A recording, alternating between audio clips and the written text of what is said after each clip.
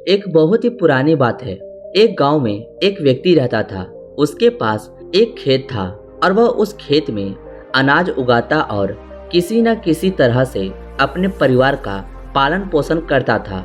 उस इंसान ने बचपन से ही गरीबी देखी थी। उसके जो भी माता पिता थे वो भी काफी गरीब थे और वो हमेशा से ही गरीबी में ही रहता आया था। इसी गरीबी के कारण वह धीरे धीरे परेशान रहने लगा, क्योंकि अब उसके जो बच्चे थे वो भी बड़े हो रहे थे।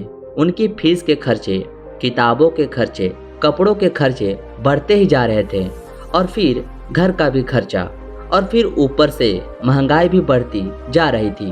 वो अक्सर सोचता था कि जीवन जीना कितना कठिन है।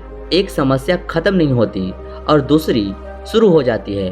तो वह कभी कभी ऐसा सोचता था कि मेरी पूरी जिंदगी क्या ऐसे ही समस्याओं को हल करने में ही निकल जाएगी, पर यह समस्याएं हल ही नहीं होगी और इसी तरह से यह समस्या चलती रहेगी। कुछ दिनों बाद उसके गांव में साधु आए। गांव के लोगों से पता चला कि वह बहुत पहुंचे हुए और ज्ञानी साधु हैं और लोगों की समस्याओं को चुटकी में हल कर देते हैं। तो उसने सोचा क्यों ना एक बार साधु के पास जाया जाए और उसे अपनी परेशानी बताया जाए, तो शायद हो सके वो कोई हल मुझे भी बता दे। वह व्यक्ति उस साधु के पास गया और उसने अपनी सारी परेशानी बताई कि मैं अपनी जिंदगी में बहुत सारी कठिनाइयों का सामना कर रहा हूँ और ये कठिनाइयाँ कभी खत्म ही नहीं होती। एक खत्म होती है तो दूसरी शुरू हो जाती है। साधु उसकी बात सुनकर हंसने लगे। उन्होंने कहा, तुम मेरे साथ चलो, मैं तुम्हें तुम्हारी परेशानी का हल बता दूंगा।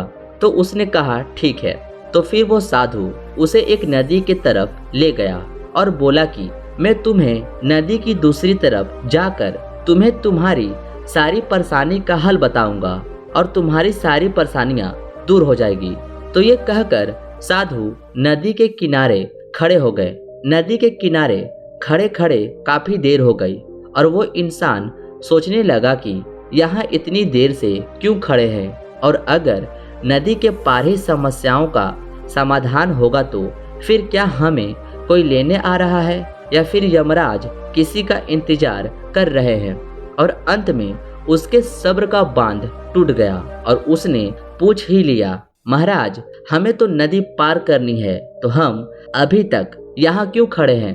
तो इस पर साधु ने जवाब देते हुए कहा, बेटा ये जो नदी का पानी है मैं उसके सूखने का इंतजार कर रहा हूँ। जैसे ही ये पानी सूख जाएगा हम आराम से नदी पार कर लेंगे और उस पार चले जाएंगे और मैं तुम्हें तुम्हारी सारी परेशानियों का हल बता दूंगा।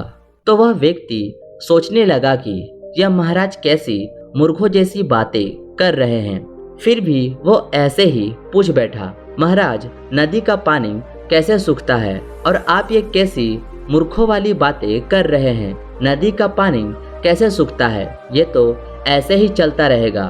तो जो साधु महाराज थे वे हंसने लगे और कहने लगे, बेटा मैं तुम्हें यही तो समझाना चाह रहा हूँ कि ये जीवन भी एक नदी की तरह है और ये जो पानी है वह समस्या की तरह है। जब तुमको पता है कि नदी का पानी नहीं सूखेगा तो तुम खुद को प्रयास करके नदी को पार करने की कोशिश करोगे। वैसे ही जीवन में समस्याएं भी चलती रहेगी। तुम्हें अपने प्रयासों से ही नदी पार करनी होगी, मतलब इन परेशानियों का सामना करना होगा। जो भी कठिन परिस्थिति आएगी उन सब का डट के सामना करना है। अगर तुम नदी के किनारे बैठे रहोगे और नदी के पानी सूखने का इंतजार करते रहोगे तो तुम जीवन में कभी भी आगे नहीं बढ़ पाओगे। मतलब पानी तो बहता रहेगा, समस्याएं भी ऐसे ही आते रहेगी, पर आपको नदी की धारा को चीरते हुए आगे बढ़ना है।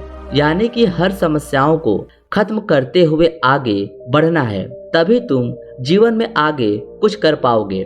दोस्तों आखिर में इस कहानी से हमें यही शिक्षा मिलती है कि जीवन है तो समस्या रहेगी ही, लेकिन इसका मतलब ये नहीं है कि हम दिन भर चिंता करते रहें और अपने लाइफ में आगे बढ़ने के लिए इन सारी समस्याओं के खत्म होने का इंतजार करते रहें, क्योंकि वो तो बिल्कुल नदी के पानी की तरह है। वो तो हमेशा चलती ही रहेगी, ये कभी कम नहीं होगी। बेहतर यह है कि हम उसे चीरते हुए आगे बढ़ें, अपने हर समस्या का डट कर सामना करें, अपनी लाइफ को और भी बेहतर बनाते रहें। इसलिए दोस्तों, समस्याओं को एक तरफ रखिए और जीवन का आनंद लीजिए। दोस्तों, ये कहानी आपको कैसी लगी कमेंट कर जरूर बताएं।